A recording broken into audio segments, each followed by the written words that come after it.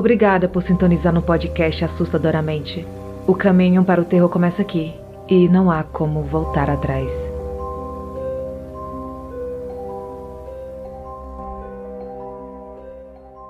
Oi Dani, oi pessoal do podcast. Eu sou de São Paulo, essa história aconteceu em 2015 e nesse momento eu prefiro não me identificar porque envolve pessoas e eu nunca contei para essas pessoas o que aconteceu. Então, enfim, vamos à história.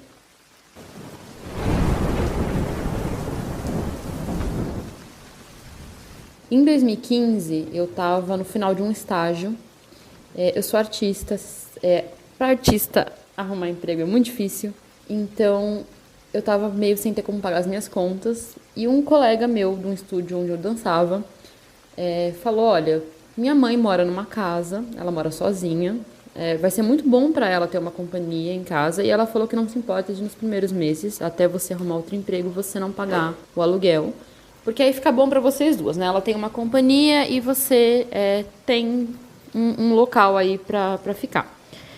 A minha mãe, ela morava em São Paulo na época, só que ela mora com o meu padrasto, que é militar. Ele tem uma rotina muito rígida e eu achei melhor ficar na casa dessa senhora, que parecia uma pessoa mais aberta, do que ficar na casa da minha mãe. Primeiro erro, né? Eu fui conhecer a casa. E aí, abre um parênteses, eu sou médium. Muitos médiums na minha família, inclusive meu tataravô ajudou a fundar um dos primeiros centros kardecistas no Brasil, né? Então, eu tinha noção do que estava acontecendo, né? Eu entrei e quando eu entro num lugar que está extremamente carregado, eu tenho vontade de vomitar, tipo ânsia de vômito mesmo. E assim, eu sentia ânsia de vômito o tempo todo na casa. A cada passo que eu dava, parecia que eu ficava mais enjoada. Eles falavam comigo, eu mal conseguia responder, porque eu estava muito atordoada com o que estava acontecendo ali. E era uma época que eu não estava frequentando. Hoje eu sou um bandista, mas nessa época eu não estava frequentando nenhuma religião. Só tinha realmente esse histórico familiar meu, mas só. E eu não tive essa percepção de que eu poderia sofrer um ataque naquela casa, né? Mas enfim, eu estava quase indo embora e o meu amigo chegou para mim, assim, bem discretamente, e falou: olha, eu acho que você menstruou. Melhor você ir no banheiro. A hora que eu vi, a minha saia estava cheia de sangue. Mas era um sangue que não parecia sangue menstrual. Era muito sangue, muito vermelho. Geralmente, a gente que é mulher sabe que não é assim, né, que vem sempre. E eu achei estranho, porque eu não menstruava daquele jeito. Mas eu fui ver, eu não estava menstruada. Eu não estava com nenhum machucado, assim.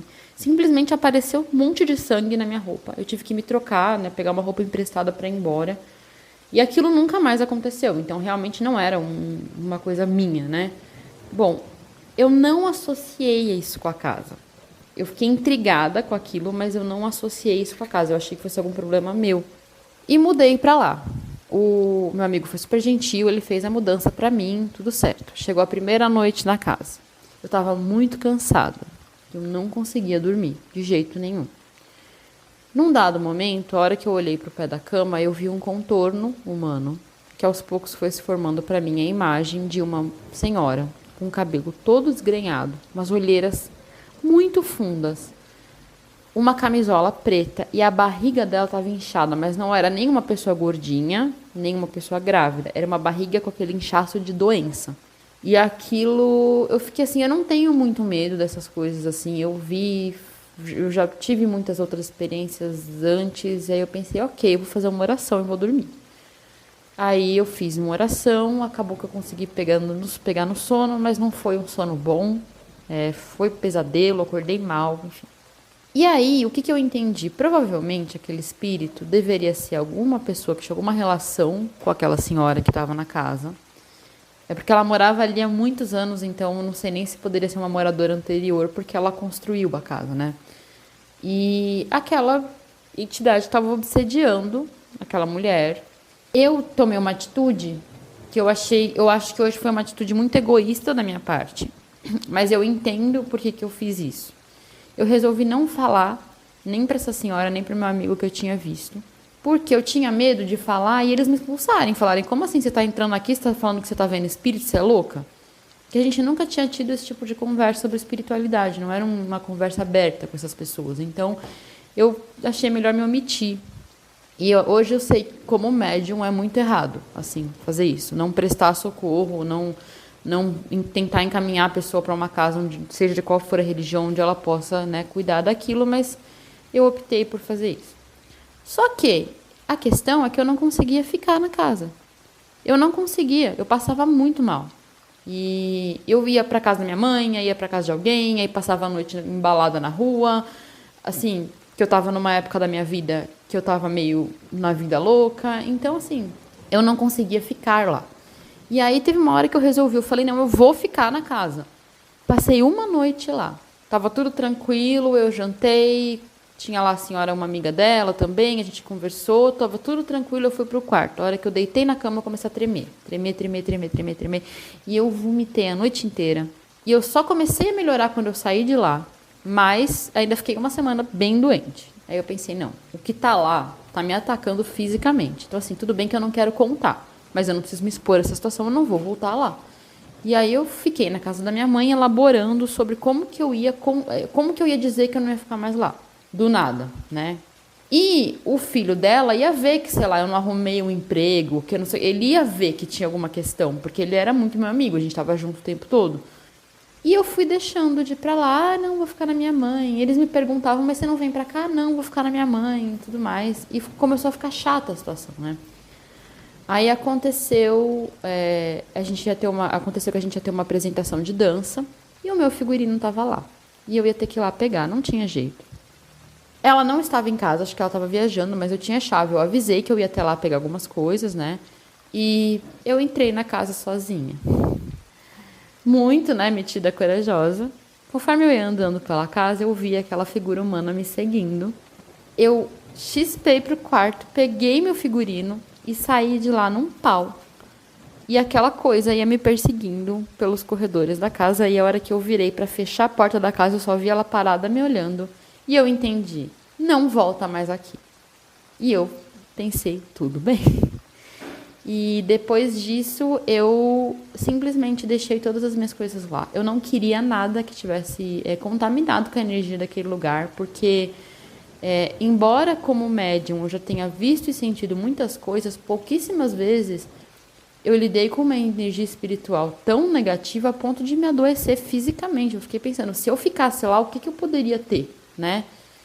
Eu fui embora, não voltei mais. Eu falei para ela que ela poderia vender, doar, ficar com as coisas que estavam lá. Ficou uma situação extremamente chata. O filho dela não falou mais comigo e eu entendo completamente, mas eu não consegui realmente contar para eles o que estava acontecendo. Eu me arrependo muito por isso. Eu acho que hoje eu agiria completamente diferente, mesmo que eu arriscasse, né, perder essa hospedagem. Mas, enfim, é isso. Eu não sei o que aconteceu com eles depois, porque eu perdi completamente o contato. Eu sei que ele mudou para outra cidade e ela eu realmente não sei o que aconteceu. Então, se um dia eu souber, eu volto aqui para contar. Muito obrigada. E a mensagem que fica desse relato é: não sejam arrogantes. Sim, energias espirituais podem adoecer as pessoas. Não é simplesmente, eu vi um fantasma. Não é só isso. Tem uma energia envolvida. Essa energia pode atacar o corpo, principalmente se você estiver aberto e sem proteção, que nem eu estava nessa época, né? Proteção a gente sempre tem, mas não estava num espaço espiritual cuidando disso, estava muito na noite, estava muito aberta, e é isso, eu poderia ter ficado seriamente doente. Bom, é isso, gente, obrigada. Llévate más de lo que esperas todos los días con el nuevo McValue en McDonald's. Ahora puedes comprar uno y sumarle otro por $1. Así que cuando tu equipo favorito enfrente a sus rivales, enfrenta tus antojos con $5 Meal Deals. Y si estás corriendo para alcanzar el desayuno, corre a la para llevarte ofertas antes del cutoff. Tú decides, y con McValue, tu decisión siempre rinde más. Precios y participación pueden variar. BOGO $1 válido para un producto de igual o menor valor. Debe estar registrado en Rewards para ofertas en el app. A Casa da Ilha. O ano era 2006, precisamente no mês de dezembro. Foi um ano difícil para a família, pois minha avó havia falecido alguns meses antes por conta de um câncer. Então meu pai resolveu alugar uma casa na ilha de Itaparica. Para quem é da Bahia, sabe que é um lugar muito procurado para veraneio. Fomos para lá por volta do começo de dezembro. A casa era próxima ao mar. uma rua que seguia direto para a praia e que era pouco movimentada. O terreno tinha um muro de frente de 1,60 m mais ou menos, e a casa era afastada desse muro uns 12 metros. Era uma casa de andar dividida, e a escada ficava do lado de fora. Então a dona alugou para pessoas diferentes, um pessoal até simpático. Após alguns dias na casa, meu primo, que tinha 14 anos, viu um menino passando pelo lado de fora. Na hora ele pensou que era alguém da casa de cima. Porém, descobrimos que lá não tinha criança. Então já ficamos assustados. Mas aí a minha tia falou que poderia ser o espírito da minha avó. E conforme os dias foram passando, mais gente começou a ver o tal menino pela janela, saindo de trás das portas. Juntamente com isso, o ar da casa foi ficando mais pesado. Nos finais de semana, a casa ficava mais cheia, e com isso bebíamos, e parecia que isso piorava muitas coisas. Gente que nunca havia discutido brigava, quedas e outros acontecimentos estranhos. Após o Réveillon, ficaram na casa apenas eu, a minha mãe, meu irmão, que era criança na época, a minha irmã e o meu cunhado. Numa quarta-feira, se não estou enganado, meu irmão adoeceu da garganta e a minha mãe decidiu ir embora. Então todos foram e apenas eu fiquei, já que eu iria para Salvador no sábado. De Salvador para a ilha é muito próximo, basta atravessar de barco, ferryboat ou catamarã. Até então eu não tinha visto nada, mas na quinta-feira eu estava deitado numa rede na frente da casa, lendo uma revista. E quando olhei para a rua, vi que passava um cara negro, com o cabelo descolorido. Ele era alto e magro. Só que teve um momento que ele passava pela rua e passava por dentro, tipo como se ele atravessasse o muro. Tinha hora que eu vi o corpo todo, outra hora só vi a cabeça. Aí eu fiquei parado. Não com medo, mas achando, com razão, aquilo bem estranho. Quando ele terminou de atravessar a frente, corri para a rua ver o que era e simplesmente não havia nada. Na sexta-feira, quando eu fui dormir, sendo que seria a minha última noite lá, passei o tempo todo sonhando com o enterro da minha avó. Mas era uma coisa estranha, pesada. Não de sentir medo, mas era uma carga pesada, ruim. Então, sábado pela manhã fui embora e nunca mais voltei lá. Na minha casa sempre aconteceu muita coisa, apesar de nunca ter morrido ninguém lá ou de ter morado outras pessoas. As coisas acontecem por períodos até cessar. Os últimos acontecimentos começaram quando a minha mãe chegou na cozinha e um copo voou do nada. Então, a partir disso, comecei a perceber algumas coisas. A primeira foi a queda de um vaso de planta que não tinha como cair. Esse vaso ficava em frente a outra cozinha que fica no quintal. Achei estranho e senti que aquilo não era normal. Outros fatos também registrei nessa cozinha, como perfume estranho e luz piscando. Outro dia eu perguntei se tinha alguém por lá e até então, nada. E quando cheguei no meu quarto, Alexa ligou sozinha. Meu filho viu um vulto passar. E o último acontecimento. Estávamos jantando e, do nada, um copo de vidro começou a vibrar bem forte. Bom, por enquanto, ainda está calmo, visto que coisas maiores já aconteceram. Bom, e esses relatos foram enviados no Telegram pelo Marcos Vinícius. O aborto. Era outubro de 2005, no Rio de Janeiro. Eu tinha completado 15 anos e era muito bobinha. Brinquei de Barbie até umas semanas antes do meu aniversário e não me envolvia amorosamente com ninguém. Eu tinha muita vergonha. Cresci numa família em que ter filho cedo era razão de muito sofrimento e penso que é mesmo. Nos faltava muito dinheiro e passávamos muitas necessidades, porque uma irmã minha teve filho muito cedo e ela não trabalhava, nem fazia nada. Por isso eu tinha pavor de ser mãe. Porém, comecei a namorar logo depois dos meus 15 anos e, na época, eu fazia de tudo para agradar a todos, pois eu queria ser amada. Com isso, eu perdi a minha virgindade com esse meu ex-namorado e engravidei na nossa segunda transa de 4 minutos, detalhe. Quando descobrimos, algumas semanas depois, senti que eu parei de viver e só sobrevivia, tamanho choque da notícia. E minha decisão era convicta. Não queria ser mãe naquele momento, pois iria destruir a minha vida e da minha família mais ainda. Meu ex-namorado pensou o mesmo que eu, que precisaríamos fazer um aborto. E ele conseguiu uma medicação com um amigo nosso que era policial. Mas entre saber a notícia e conseguir a medicação, foram dias que pareciam meses de tanta tensão. E eu até orei na época para que Deus me perdoasse e me impedisse de ter aquele bebê. Me dói contar isso, porque eu sei que aquele bebê não tinha culpa de nada. Mas penso que ele também teria sofrido muito se tivesse nascido naquela circunstância. Por mais que eu orasse para perder a gravidez, eu sabia que era ilógico e não era algo agradável a Deus eu fazer esse pedido. Em uma certa madrugada, eu dormia no meu quarto sozinha e acordei com 2 homens altos, magros e de terno preto, cada um de um lado da minha cama. E eles, ao mesmo tempo, faziam como se fosse massagem em minha barriga. Eu fiquei de olhos abertos vendo aquilo. Eles não me olhavam e nem falaram nada. Eu sentia eles mexendo na minha barriga e, sem medo, só voltei a dormir.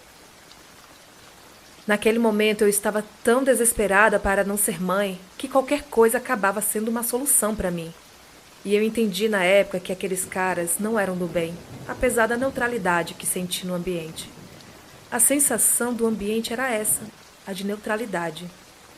Na semana seguinte, ou dias depois, tomei a medicação e não senti nenhum sintoma. Ficamos a tarde toda com medo do que poderia acontecer comigo também, mas eu senti alívio por pensar que eu não traria esse desgosto para minha mãe. Fui internada para fazer curetagem.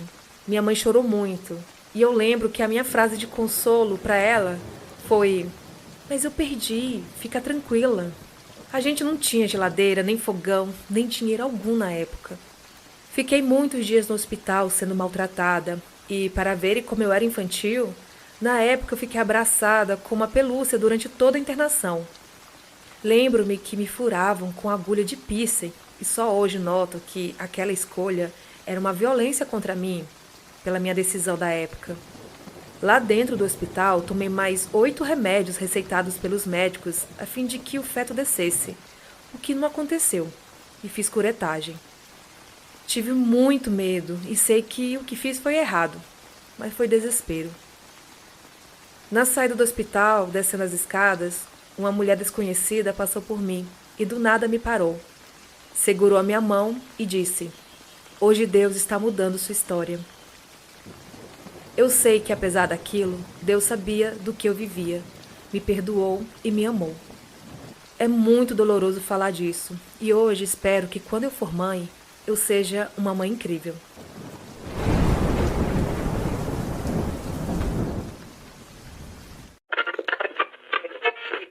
Obrigada por assinar o Assustadoramente. Você tem alguma história sobrenatural para contar? Então envie seu relato para o e-mail assustadoramente@outlook.com ou envie através de áudio pelo Telegram. Siga as redes sociais do podcast. Os links estão na descrição do episódio.